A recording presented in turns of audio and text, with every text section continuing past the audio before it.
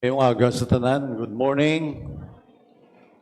Dala ninyo yung mga Bibles. Kung para sa inyo, please open again sa aton nga series sa John 15. John 15, 1 to 8 sa sining aga. John 15, 1 to 8. Pulong sa Ginoo nagahambal. I am the true vine and my Father is the husbandman. Every branch in me that beareth not fruit, he taketh away, and every branch that beareth fruit, he purgeth it, that it may bring forth more fruit. Now you are clean to the word which I have spoken unto you. Abide in me, and I in you, as the branch cannot bear fruit of itself, except it abide in the vine. No more can ye, except ye abide in me. I am the vine, you are the branches. He that abideth in me, and I in him, the same bringeth forth much fruit, for without me you can do nothing. If a man abide not in me, he is cast forth as a branch, and is withered, and men gather them, and cast them into the fire, and they are burned. If you abide in me, and my words abide in you, you shall ask what you will, and it shall be done unto you. Herein is my Father glorified, that ye bear much fruit, so shall ye be my disciples. Let us pray. Dalayaw na mga Diyos, Lord, nagapalapiti kami sa imo sa bungaga. Acknowledge namon Ginoo nga kung wala kami sisarang mahimo.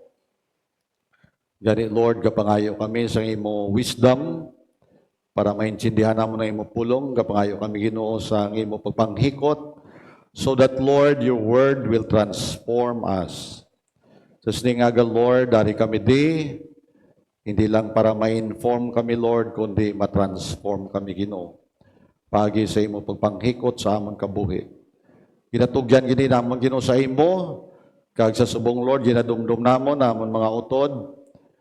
This very moment, si Ma'am Sheena, nagakuha sa iyang civil service exam. Ikaw, Ginoo, maghatag siya kaalam, refresh her mind, focus, Ginoo, Lord, hatag siya opportunity, nga mapasaran niya, Ginoo, yung civil service exam. Pray makami, Ginoo, Lord, sa subong aga, mga utod namon, nga ara sila mga balay, nagaupod sa amon sa pagi sa FB Live.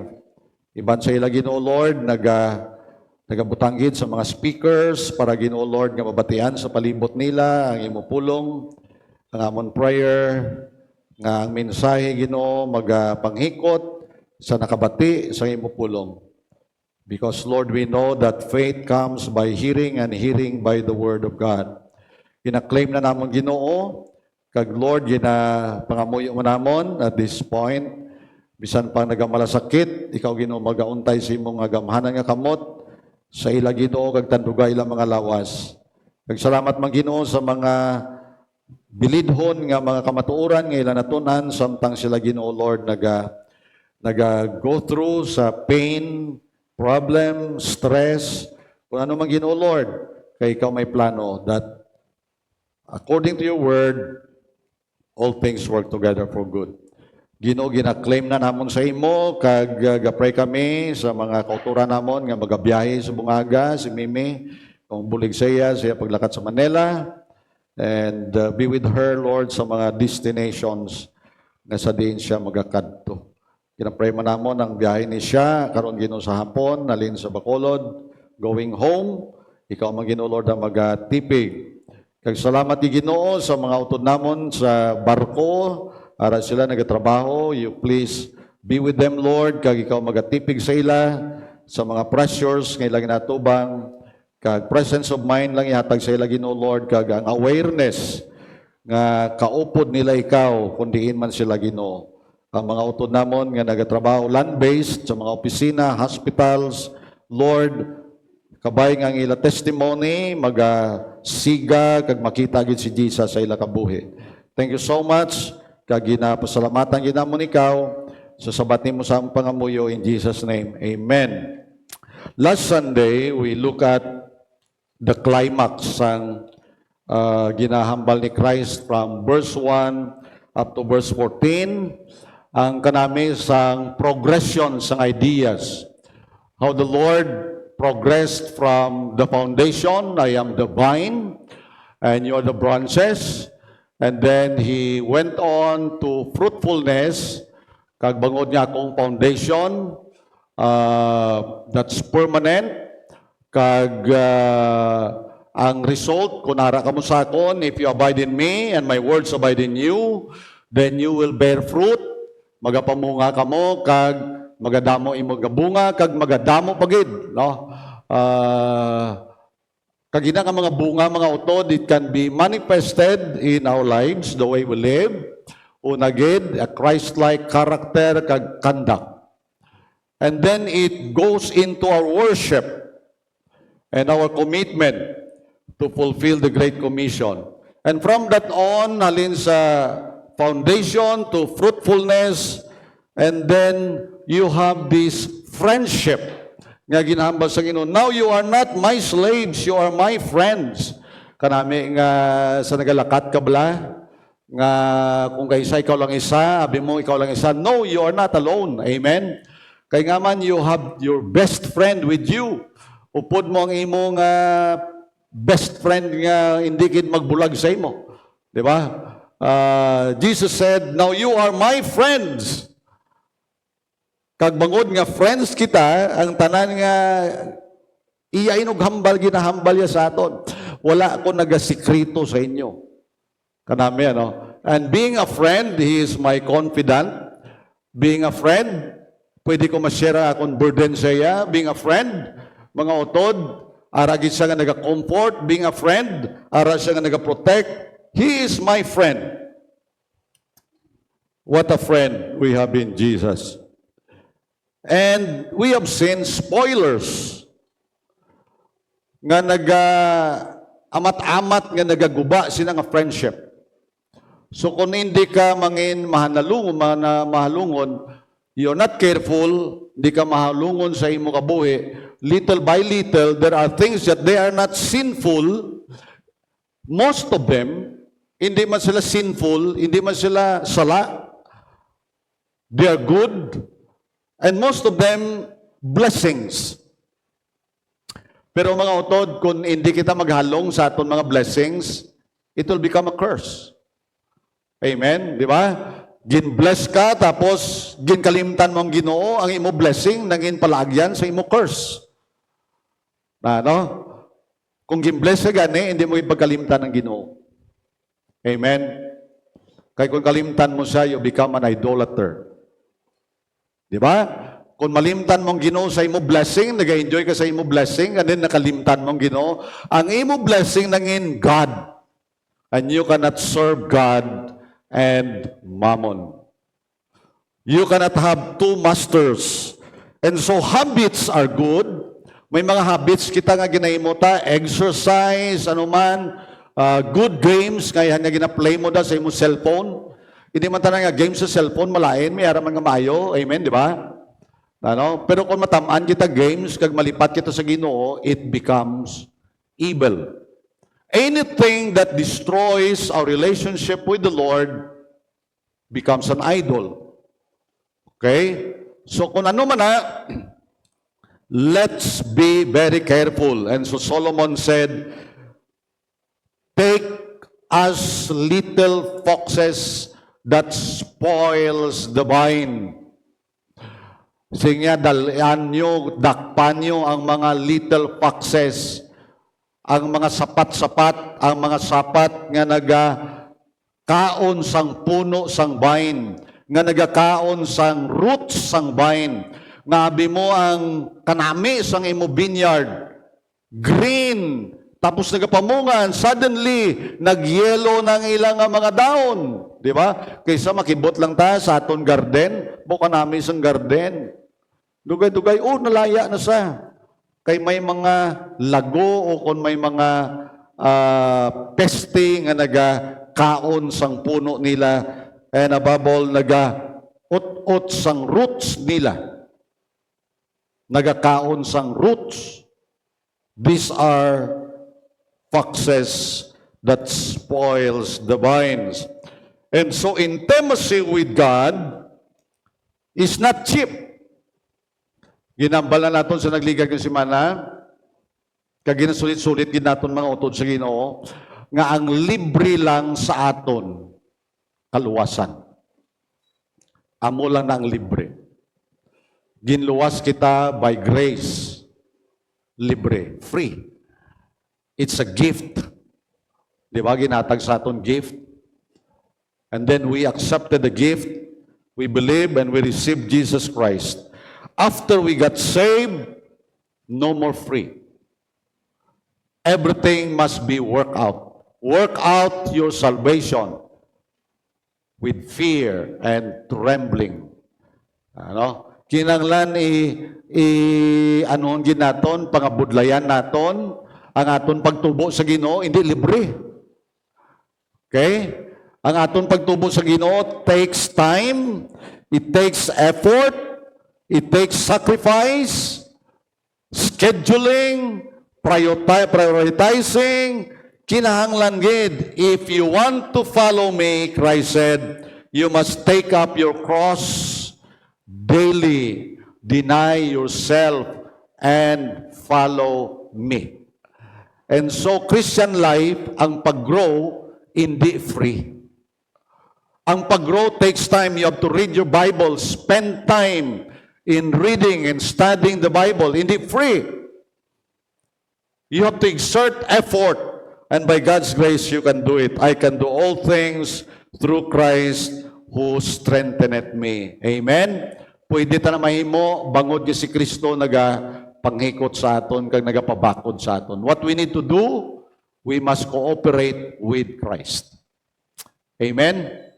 Cooperate with Christ.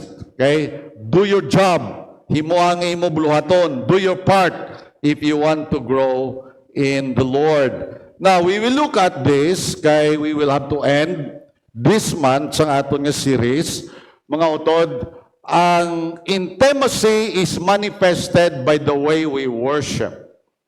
Amen? Ang intimacy naton sa Ginoo, mapahayag sa aton nga pagsimba. Kagdumdumon naton ang pagsimba is not confined in one place alone. Ang pagsimba, wala siyang nagakatabo sa isa lang gid ka lugar. What a privilege we have in the Lord. Amen? Pero ano nga pribileyo nga aton nga we can worship God anytime, anywhere. And so John 4:24 said, God is a spirit, and they that worship Him must worship Him in spirit and in truth. Talking to the Samaritan woman. Sila sa Samaritan woman, kamo nga mga Hudiyo, you worship in Jerusalem. Kami nga mga Samaritans, we worship in this place. Okay? And Jesus said, God is a spirit. And they that worship Him must worship Him in spirit and in truth. What does it mean? The word spirit is in small letters, meaning it is not the Holy Spirit. Amo na ang indication nga kung magbasa ka sa pulong sa Ginoo, you try to look at the word. Kung ang Spirit, capital letter S, it speaks of the Holy Spirit. But if the Spirit is small letter S, meaning it is the innermost being of man,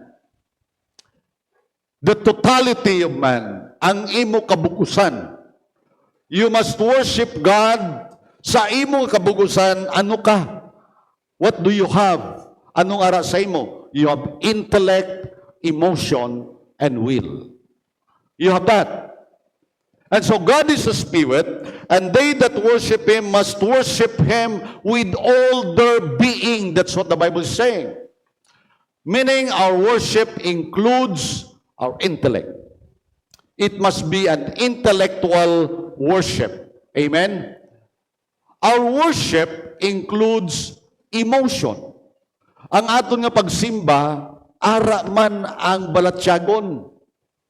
So hindi ka masandad kung may ara sa aton tunga, sa iya pagsimba, makasinggit siya, kay bangod nga na-inspire gid sa sampulong sa Ginoo, makahambal sa, Hallelujah! Praise the Lord! Hindi to ya Baptist. Mga utod, amo nang nakulang sa mga Baptist. Okay? Ayhan bangod nga allergy kita sa ginatawag nga charismatic movement. In the past years, extreme emphasis on emotions. But no, brethren in the Lord, if you express your emotion to the Lord, kung i-express mo ang imo kalipay sa Ginoo, way sing malain. Amen, di ba? Way sing malain. Galing kayo na anad, lagi kita yung aton simbabi, silent night mo, holy night. Ang ibang simba nila, joy to the world. Di kung kaysa ma-joy to the world man tabi. Amen man, di ba? Amen? Kaya mo nang hambal ni Jesus Christ. You worship God in spirit. The whole being. Kung ara ka sa pagsimba, arang imo mind sa pagsimba, arang imo emotion sa pagsimba, arang imo will sa pagsimba, nga naghambal ka sa aga, I will worship God today. Amen? So muna pagsimba. And then, coin, two sides, spirit and truth. Others emphasize on the spirit, forgetting the truth. Okay? Anong truth? Everything about Christ because Christ is the truth. Meaning, kung magsimba ko gali, ang akon nga basis ang akon pagsimba is no other than Jesus Christ Himself.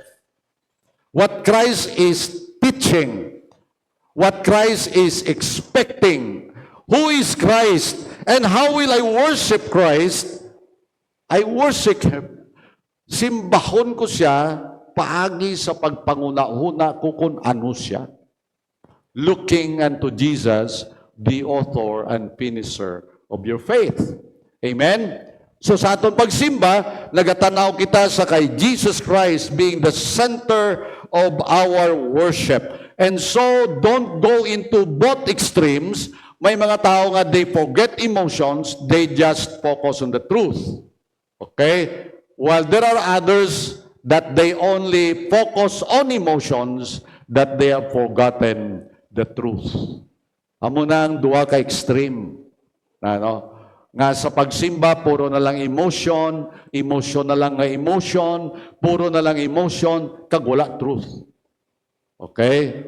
Hindi man pwede nga puro na lang truth, nga puro na lang truth, pero wala emotion.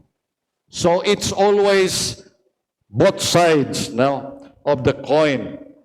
Now, what I want you to remember today is this: my worship be worthy of Him.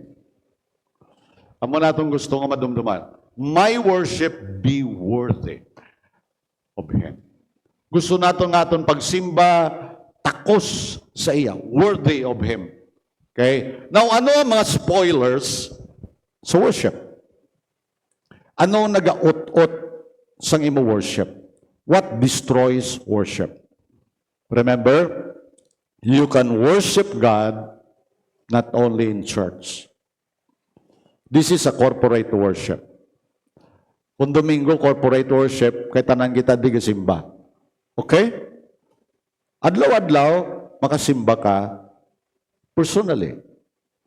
When you wake up sa morning, you worship the Lord. Di ba nami?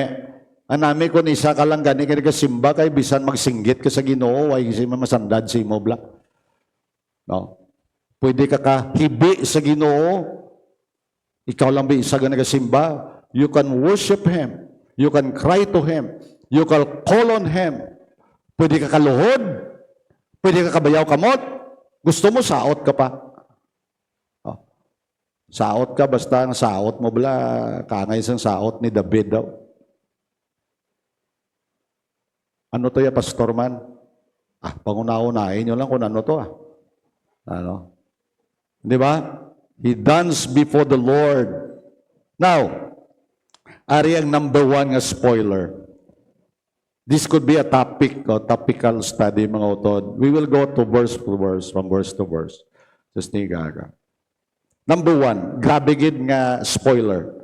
Isaiah 59:2, the Bible says, "It's your sins that have cut you off from God." Cut off. Because of your sins, He has turned away and will not listen anymore. Wow. Grabe, no? Tapos ang ambala sa Psalm 66:18, "If I had not confessed the sin in my heart, the Lord would not have listened." Anong spoiler? Kung magsimba kita, dapat wala kita sing sala sa tagipusoon ta. Okay? Paano mamalaan nga wala ka sala? Kundi mangayo ka patawad Di ba? Amo na ang balya, i-confess mo. If I had not confessed the sin in my heart, the Lord would not have listened. So meaning, bisan ano ko pa kakanta, bisan ano ko pa kapamati isang pulong sa Ginoo, kung may ara ko wala gintuad nga sala sa Dios. Wala ko ginhambal siyang sala. Why pulos akong worship? Because God will never accept my worship because of the sin in my heart. Amen?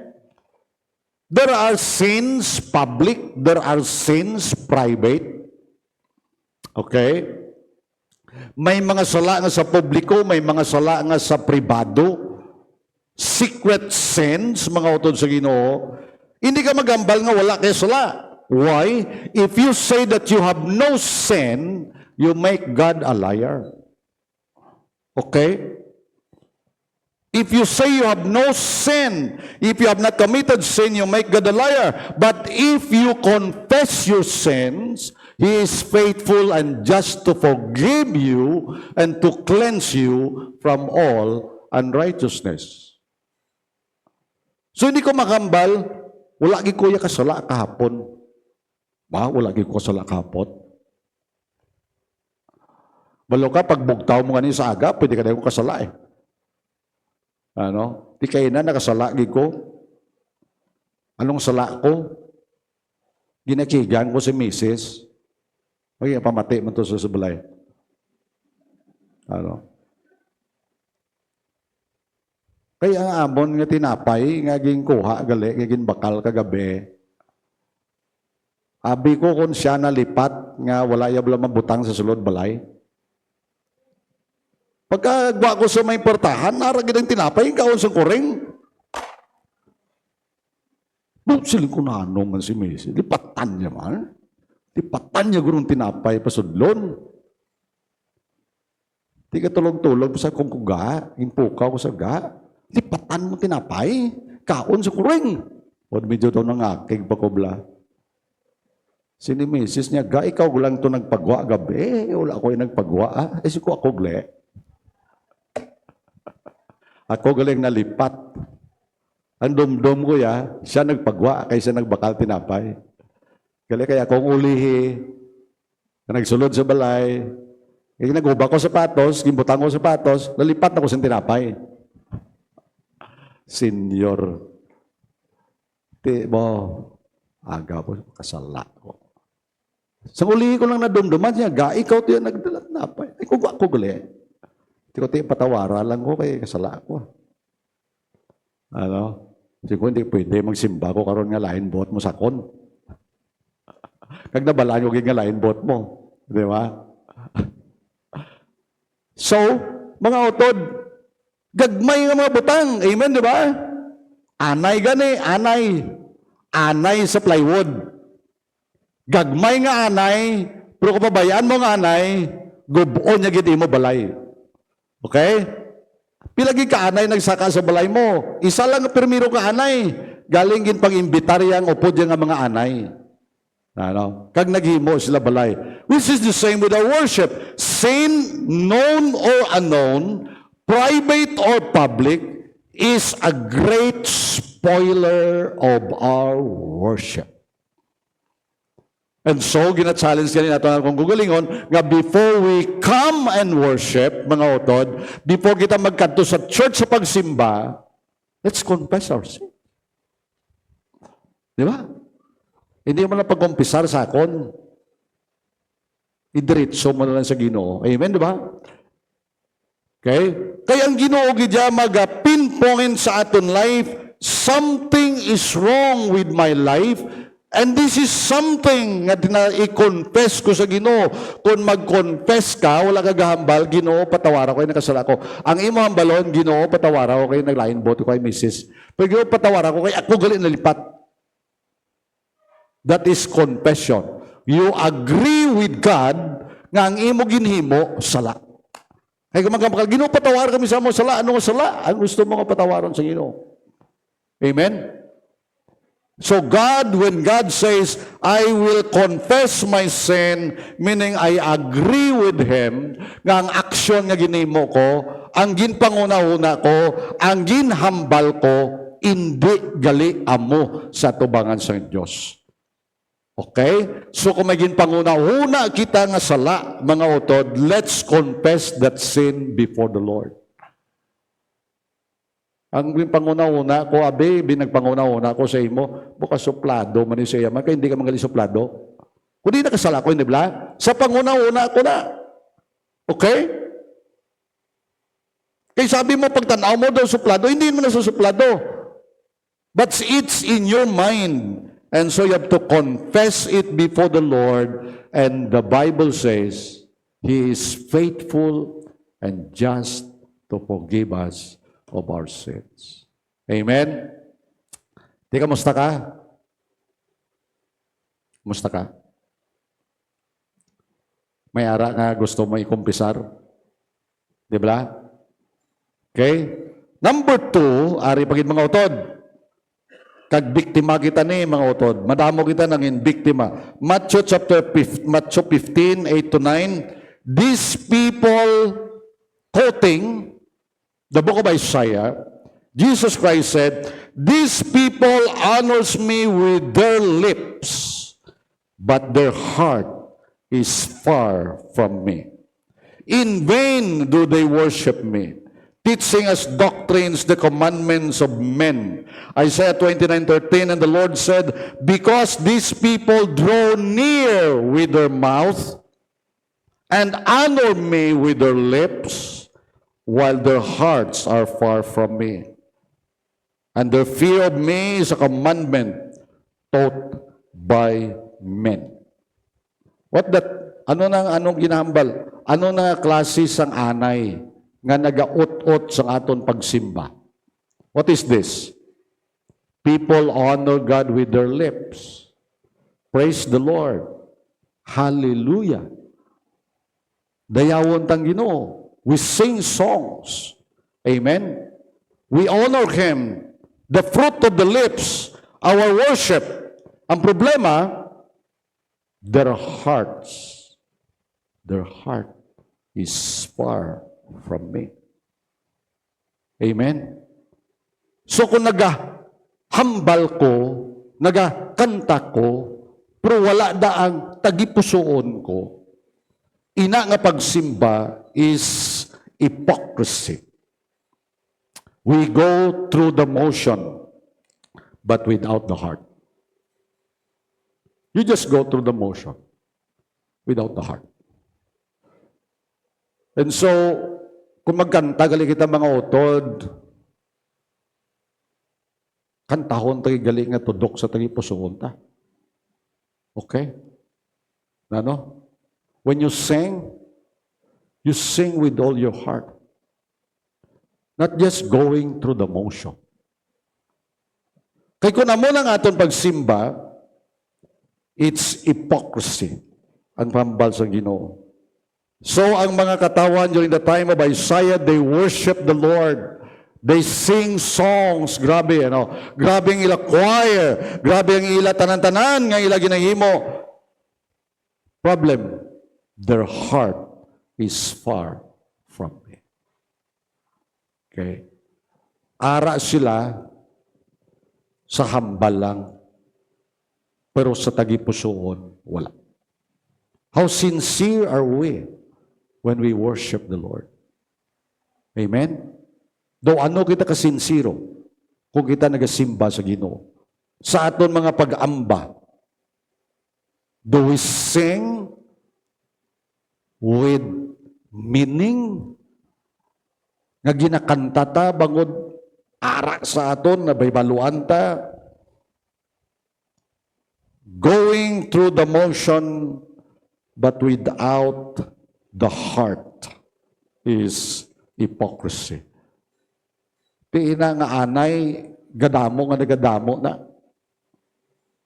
So, nagadugang nga nagadugang. And it destroys our intimacy with the Lord. Okay?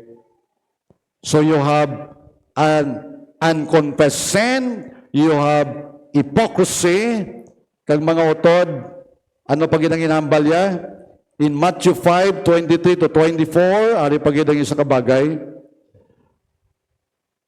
So if you are offering your gift at the altar, and then remember that your brother has something against you, leave your gift there before the altar and go.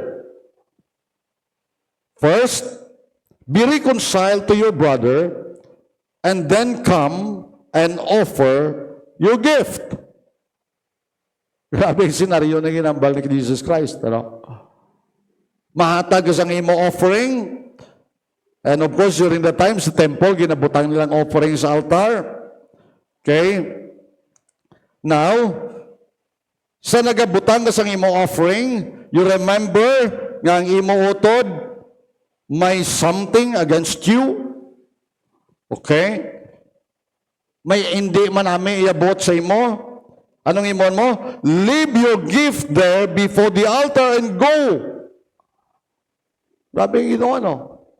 Bilin mo da, balikan mo to, anay, kag mag-reconcile ka na sa iya, kag ben, balik ka, kag i-offer mong imo gift.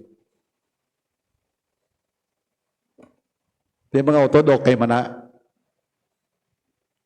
Amen? Ano? Di, bisa na nga, aton tithes and offering gali, kaya ginatag ta, kung may lain bot sa imo, kag wala ka ma-reconcile, ay wala, gali, pulos. Ano? So, meaning kada Domingo, kung nagasimba ka, kung may lain ka buot, wala na pulos. It's nothing. Amen? It's nothing. Okay? Di, Pastor, abi, hindi siya. Abay daw siya, kaya hindi siya. Iyan na sa labton sa Ginoo. But if that will be the case, then Matthew 18 will be applicable, and that will be the church discipline. That's what the Bible is saying. Mark 11:25, and whenever you stand praying, forgive if you have anything against anyone, so that your Father also who is in heaven may forgive you your trespasses. Just forgive. Kung hindi siya mag-forgive sa imo, okay lang, no problem. Importante, ikaw nag-forgive. Amen? Di ba? You just forgive. Kaya kung hindi ka mag-forgive, hindi man ang Ginoo mag-forgive sa imo. What does it mean, mga utod sa Ginoo? Unforgiveness, bitterness, and pride spoils our worship. Okay? So kung may ara ka na sa imo tagipusoon, extra baggage. Di kung may extra baggage ka, you cannot worship God freely. Budlay, di ba? Budlay magsimba nga may extra baggage. Budlay. And so, kabugatan, ara sa aton, hindi pwede nga ara na siya nga makasimba kita sa Ginoo. Unforgiveness, bitterness, and pride. Kaya, no? You go to the epistles, mga utod, when you go to the epistles, amo may ginahambal ni Paul, amo ginahambal ni Peter, dapat wala sing bitterness sa aton tagipusoon. Bisan ano pa na nagkalatabo. Okay? Bisan may ano pa na, get away from bitterness. Just extend forgiveness. Di ba? Amo lang nangambal sa Ginoo. You just say, Lord, gina-forgive ko na sa nakalimtan ko na ang iya nga ginahimo. Hindi lagi pagtuguti nga maggamot gina ang kainit sa imong tagipusoon kay kung maggamot na nagani ang kainit sa tagipusoon mo, mabudlay gid mga utod. Okay, di ba? Mabudlay gid kun ara sa tagipusoon ta nga wala na maggamot. Wala magabot ang gamot sang ang gamot sang bitterness. See that there is no root of bitterness in your heart. That's what the Hebrews is saying. Wala sing bitterness, kapait sang balatyagon. Wala sing bugal sa aton tagipusoon. Amen? Kaya na sila naga-spoil sa aton nga worship. And so kanugon lang gid sa pagkadto sa simbahan kung may amo ka na nga mga balatyagon sa imo nga tagipusoon. So kuhaan na. Let God remove it from you. Amen? Let God remove it. And the Lord will help you. Diba? The Lord will help you. Love covers the multitude of sins.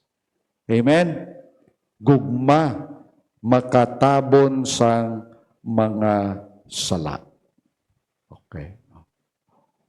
Amo lang gid lang na ang mahimo ta. No? Okay? Ha? Di dapat wala gid nga balatyago na kay anay na sa spoiler. Okay. Now let's go to the next mga utod. Isaiah 66 verse 2. All these things my hand has made, and so all these things came to be, declares the Lord. But this is the one to whom I will look. Amo niya nga akong ginapangita. The same to with Amos. What God requires from thee. Amo na nga ba sa inyo sa kay Amos? What the Lord requires from you. Ang hambal ni Isaiah sa niya, sang Ginoo sa niya, this is the one to whom I will look sa niya, amo niya klase sang tao, ang ako nga ginapangita, he who is humble.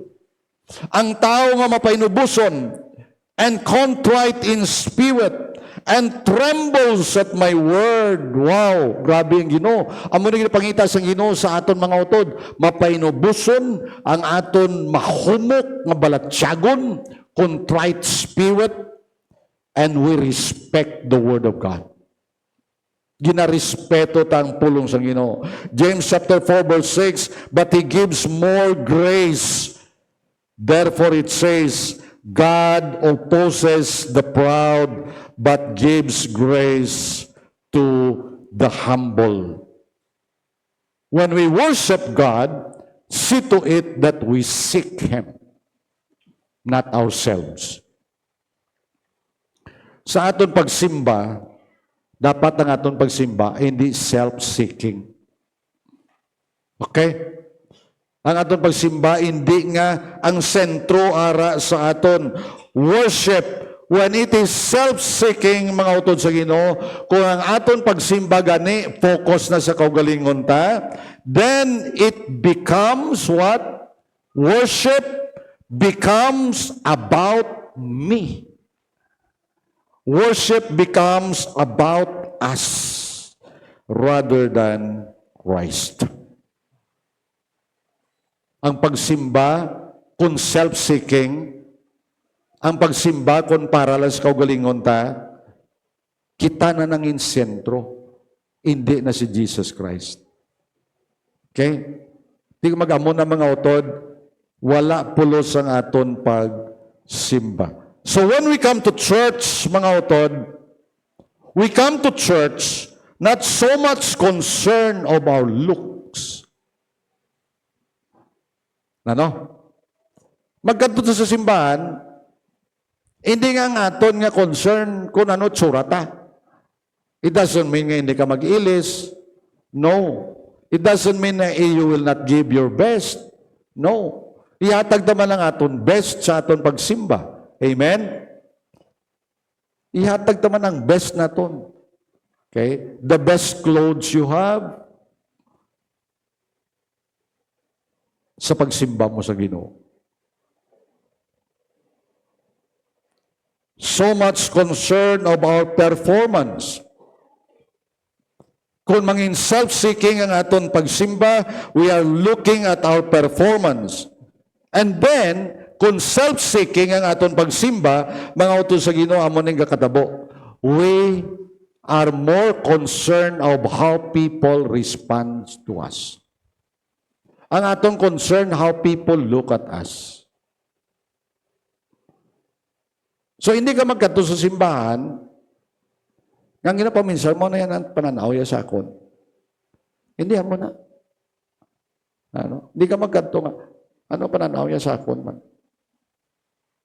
It's not that. Because we worship and we put Christ as the center. And to avoid that, mga utod sa Ginoo, when we worship, we point people to Christ, not to ourselves. That's how we worship. Amen? Di ba? So, ang aton mga media team, ang aton mga leaders, ang aton mga worship leaders, we see to it that we do this not because we perform before the people. We do this because we worship the Lord. Always, mga utod, focus your attention on the Lord Jesus Christ. The one to whom I will look, he who is humble, contrite in spirit, and trembles at my word. Now, the last thing na nga nakita ko sa, kadamo pa man, but you can just put them in this category. Sa 5 category. You can look and search, and you will have so many distractions. But I see to it, I just focus on 5, kay ina nga mga bagay, araman sila connected sa sininga 5. Now, anong nag-spoil sa worship? And this happened even in worship.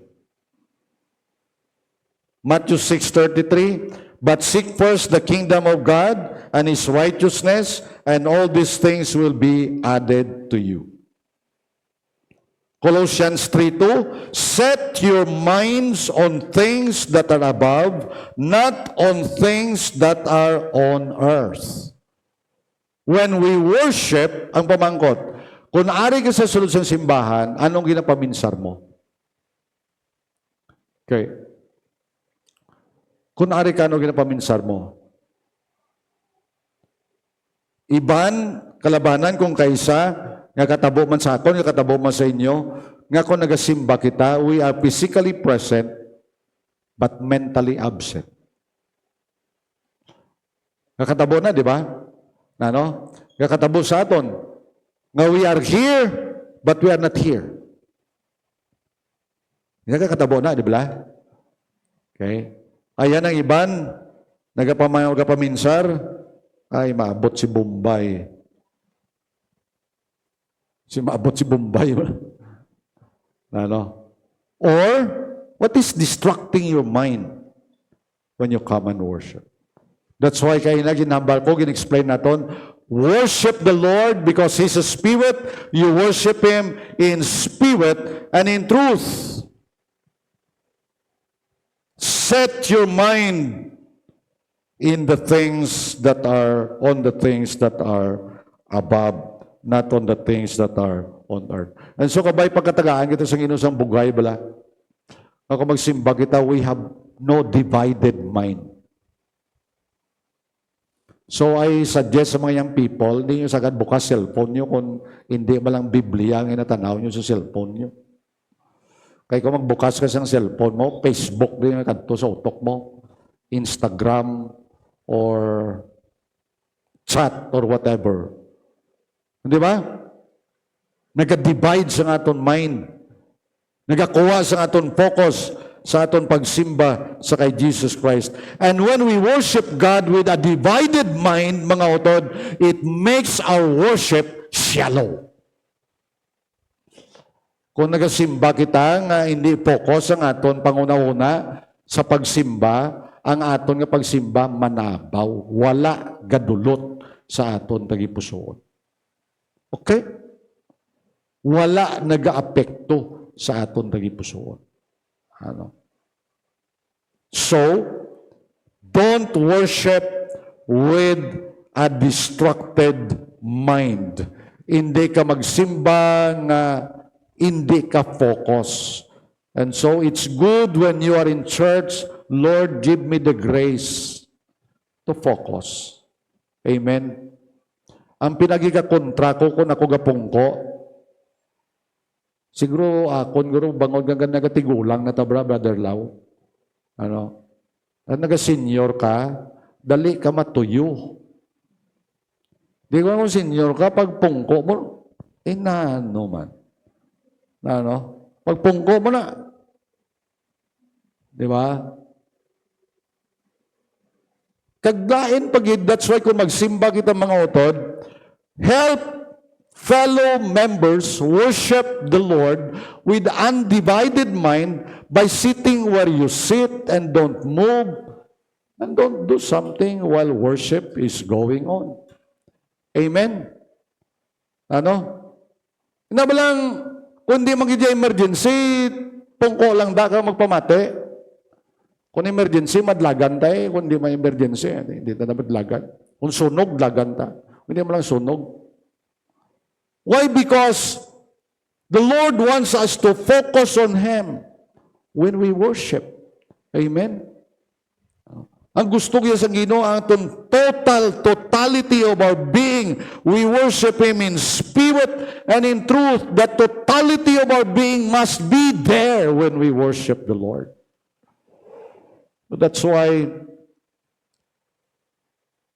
isa sa mga nasadyahan namon, bila kung kami ang council sa ordination. Ang kita pamangkot, may isa sa mga pamangkot sa pastora mo na. Anong pinaka-worst scenario sa pagwali mo sa church on Sunday morning? Anong worst nga natabo sa imo? Nagwali ka. Sa ila personal testimony, sa ila experience sa ministry. May ara ka sabat. Ang pinaka-worst nga na-experience ko sa pagwali ko amo niyo, kasi ang Sabado sang gabi, nag-away kami ni Mrs. Sabado sang gabi, nag-away sa ni Mrs. siya. Pagkagama, wali siya. Oh, wow, happy. Brethren, the Lord, let's do away with distractions. Amen? The Lord will give us grace. Kung may ano man itong kabudlayan sa panimalayta, kung ano man itong abi-abutanta, kung magkanto kita sa simbahan, mga muyo kita sa Ginoo, Lord, please help me nga sa akon karon nga pagkanta, sa akon karon nga pagpamati sa imo pulong. Lord, help me to forget anay sang mga problema ko be. Lord, please. Amen, di ba? And we will end up with the verse in Psalm 139, 23, and 24. Okay, what is that verse? Search me, O God, and know my heart. Try me and know my thoughts. And see if there be any grievous way in me, and lead me in the way everlasting. Amen. Musisa ako, Ginoo, kaghibaloa ang tagipusoon ko. Kabalo kang concern sa Ginoo, it's not more on the outward appearance, because man looks at the outward appearance, but the Lord looks at the heart. So ang pinaka-concern sa Ginoo, every time we worship, is our heart. Try me and know my thoughts. It will still be connected, mga utod, in that worship the Lord in spirit and in truth. It's connected with that. All our beings, all our heart, what we are thinking. Kag then David said, may ara bala Ginoo nga hindi manami sa ako nga ginhimo sa imo? Is there anything in my life that is grievous lead me in the way everlasting. Amen. May my worship be worthy of Him. May my worship be worthy of the Lord Jesus Christ. Let us pray. Salamat, Ginoo. Sang imo pulong, salamat, Lord, sinang bukas nga ganhaan. Salamat, Ginoo, kay ikaw na gid naghimo sang pamaagi. Na sa diin kami makapalapit sa imo bangod sa ginhimo ni Jesus Christ dito sa cross. Ginbayran niyang amon mga sala. Kag kung kami naginulsol ka nagbaton sa iyang amon personal nga manluluwas. May amon kami nga libre nga access, libre nga connection sa trono sang bugay. Kag makasimba kami anytime, anywhere. Kag salamat gid sang opportunity kada Domingo as a church, as a corporate body, we come and worship you. Lord, nakita ni namon ini nga mga spoilers sa amon pagsimba. Kabay every time, Lord, nga magkadto kami kag mag-prepare kami sa amon kaugalingon to worship you. Help us to check ourselves. Kaangay sang pangamuyo ni David, search me, O God, and know my heart. Try me and know my thoughts. Show me if there is any grievous thing, if there is anything, any sin in my life, and lead me to the way everlasting. Pa kamayo, ay nga pulong sa amon tagipusoon. We thank you, we praise you. In Jesus' name. Amen. Thank you. God bless you.